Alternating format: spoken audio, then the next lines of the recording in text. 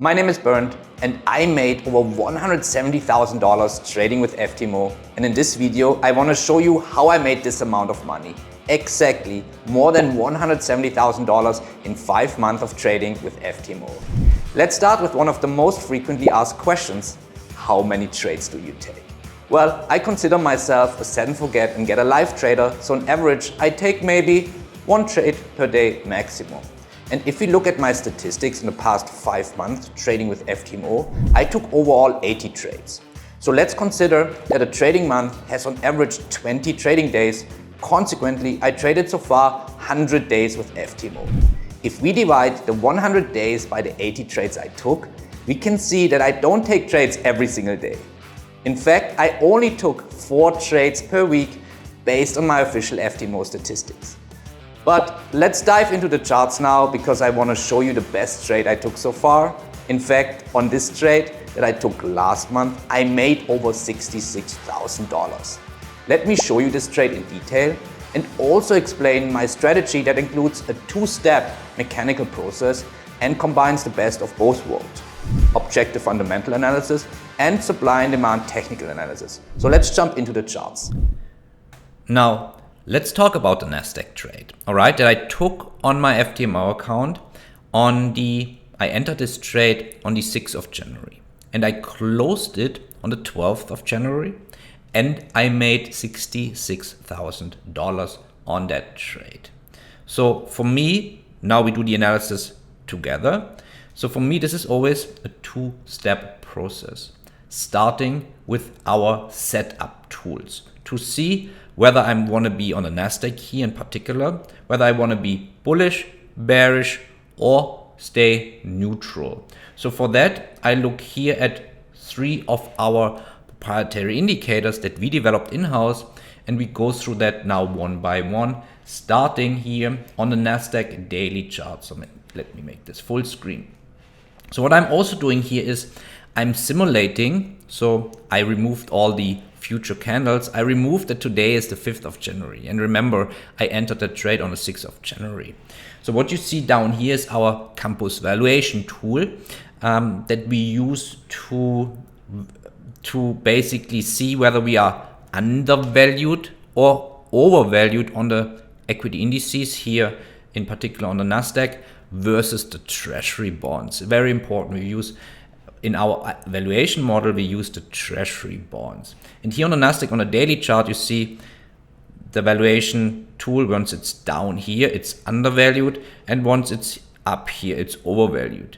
Now, let's focus quickly and do some back testing, see what happens once we are overvalued. You see here we are overvalued, price is dropping. Here we are overvalued. What happens? Price is dropping.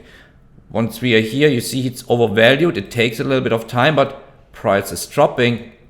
And even here in an uptrend, right, we're getting, once price is overvalued, we're getting nice retracements and price is dropping, right? So what does this tell you? It tells you, well, when we are overvalued, we rather look to short or get out of our long position, right? Really important. But now this was a long position I took on the 6th of January. Now, once we are undervalued, then we expect the opposite. We expect price to rise, right? And if we look at now the history here, look at this. Here we are undervalued and look at this nice move. And here, even in a downtrend, once we are undervalued, we are getting a nice retracement here. We are undervalued here. Look at this. We are getting a nice retracement here. And we are undervalued here. We're getting a nice move here as well. And look at this, undervalued here, down here, and we're getting a very nice move, right? And every time we're undervalued, look at this, we're getting a nice move.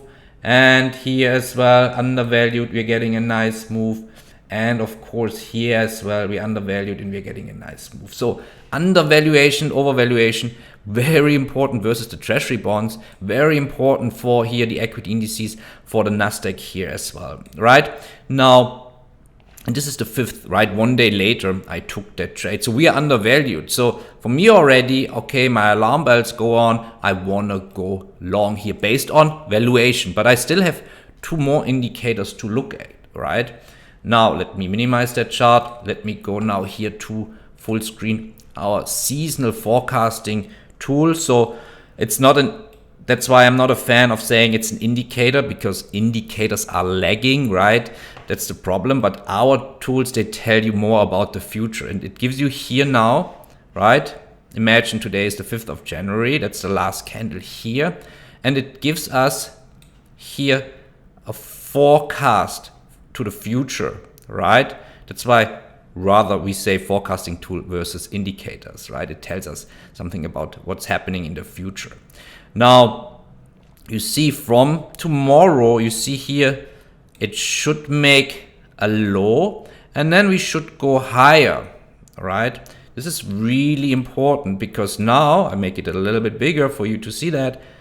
Now, right, I have already, so tomorrow is supposed to be a low on the 6th of January. So I have already 2 of our proprietary tools telling me, hey, it's a buy signal, right? I have to become bullish, definitely not neutral and definitely not bearish. I have to become bullish, right? Now, our third tool is the Smart Money Index, right? So here I see basically, just in a nutshell, if the big banks and institutions are also in an extreme bullish or bearish. But here you see basically right now, they are neutral. Right now, right, 5th of January, they are neutral.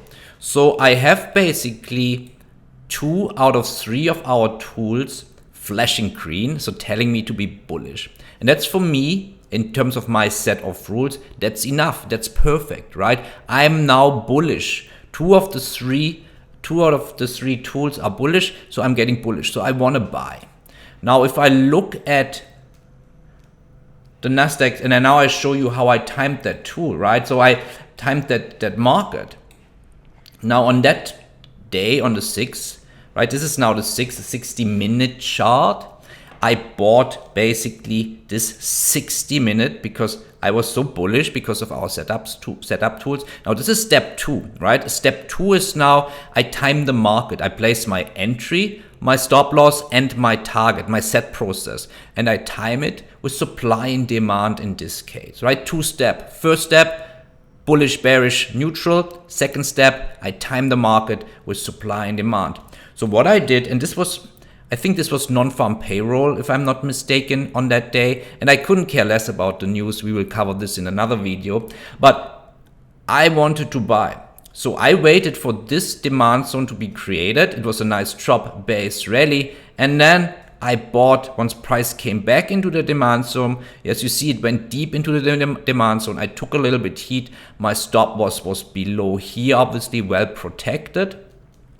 And then I took that trade. So let me do some here, adding some candles now, because I exited the trade on the 12th of January. So we add now the candles to 12th of January. And you see now, this is where then I somewhere exited the trade here. Now, if we go to a daily chart, so you might wonder, why did he exit the trade? Well, we were approaching an opposing, right? An opposing zone, which is here, the supply zone. So I exited the trade well before that opposing supply zone. So this was a great trade, one of the best trades I took so far. And I hope you now understand the process of how I get into trades. So if I summarize my trading style, it heavily relies on our proprietary indicators that we developed in-house. Those indicators that are derived from fundamental values but can be used as an objective forecasting tool is step 1 in my analysis process. Step 1 determines whether I'm going to be bullish, bearish or neutral in a specific market. If my forecasting tools are neutral, I'm staying away. But if they are bullish or bearish, I'm looking to time the market and place my set. Stop, entry, target. And timing the market is step 2 in the overall process. For timing the market, I use supply and demand analysis. Alright guys, thanks for watching. I wish you all the best with your trading.